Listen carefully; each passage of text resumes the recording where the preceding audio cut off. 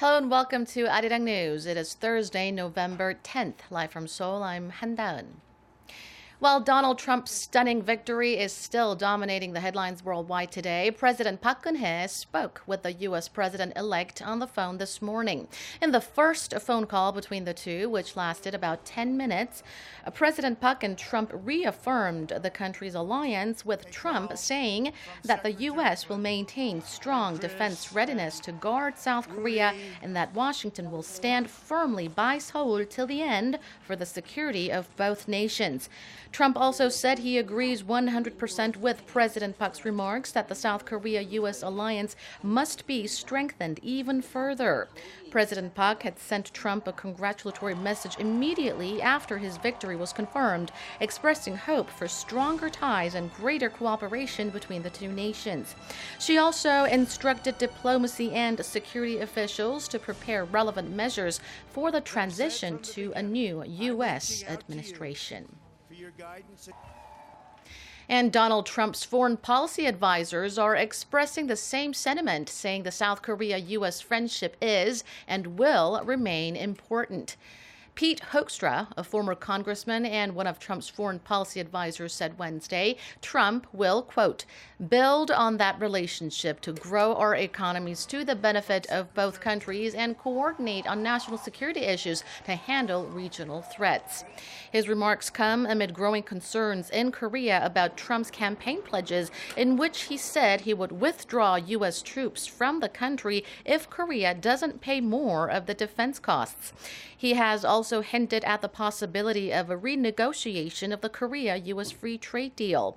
Seoul's foreign ministry has a task force that's been preparing for the U.S. election result and says it has made about 100 contacts with key figures from the Trump camp this year alone, which is much more than its contact with Clinton's campaign team. Korea's financial authorities are bracing for some potential turbulence following the U.S. presidential election. While Trump's unexpected victory may add uncertainties in the financial market in the short term, local authorities aren't too pessimistic. Shin Se-min reports. Korea's finance minister says the government will act swiftly to stabilize local markets amid the rising uncertainties surrounding the new U.S. presidential elect.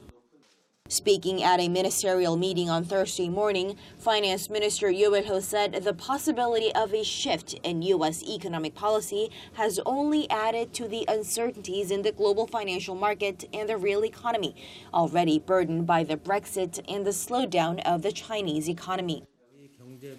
The government will come up with effective countermeasures after analyzing Trump's campaign pledges and their impact on our trade and export fronts. He added that the government will keep an eye on any changes that could impact Korea through its various channels in Washington to maintain relations that benefit both sides.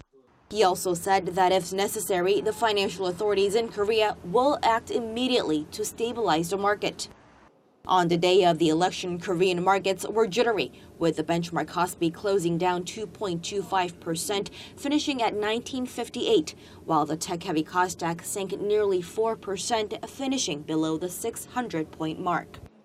But on a brighter note, Yoo said that some of Trump's campaign pledges, like one to boost the manufacturing sector, could end up benefiting the Korean economy. Echoing that optimism, Korea's top central banker Lee Jae-yol said the markets have reflected expectations that Trump's protectionist stance could result in more growth-friendly policies for economies, although his unexpected victory has intensified uncertainties in the short term. Shin Se-min, Arirang News. Asian shares rebounded on Thursday following overnight gains on Wall Street, recovering from the shock of Republican Donald Trump's presidential victory.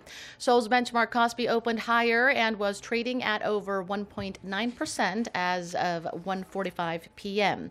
Korea's main index plunged 2.25% the previous day amid growing uncertainties about the impact that a Trump victory could have on the financial markets and the global economy. Japan's Nikkei recouped Wednesday's loss of more than 5 5%, trading up 6%, while Hong Kong's Hang Seng recovered its losses. European stocks, which had fallen as much as 3% at one point in trading, closed higher. The UK's FTSE 100 added 1%, Germany's DAX 30 and France's CAC 40 both added roughly 1.5%. On Wall Street, U.S. stocks bounced back on Wednesday after seeing some major sell-offs overnight. The S&P 500, the Dow, and the Nasdaq all closed up over 1%. Now back to the presidential office. President Park Geun-hye may not be attending events outside the top office, but she is continuing her diplomatic schedule as planned. President Park had summit talks with Kazakh President Nursultan Nazarbayev on Thursday morning, who's on a 3-day state visit to Korea. Seeking to mark 25 years of diplomatic ties in 2017, the two leaders adopted a joint statement aimed at deepening their strategic partnership in a mutually beneficial way. The two countries also sealed 10 MOUs, all of which are aimed at revving up practical economic cooperation in areas ranging from trade, energy infrastructure, and healthcare. As the investigation into a major abuse of power scandal expands, prosecutors are set to grill the heads of 7 conglomerates who are known to have met one-on-one with President Park Geun-hye last year. The unit investigating the case said Thursday that the details of the conversations President Park had with the CEOs last July will be essential in determining whether she participated in fundraising for 2 government-linked foundations controlled by her confidant Choi Soon-sil.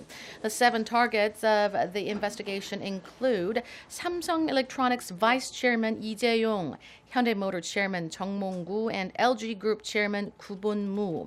On July 24th, President Park hosted a lunch with 17 chiefs of the nation's major conglomerates at the presidential office, and she met with some of them individually that afternoon and on the next day. And that does it for now. I'll be back with more headlines at 4 p.m. Korea time. Don't go away.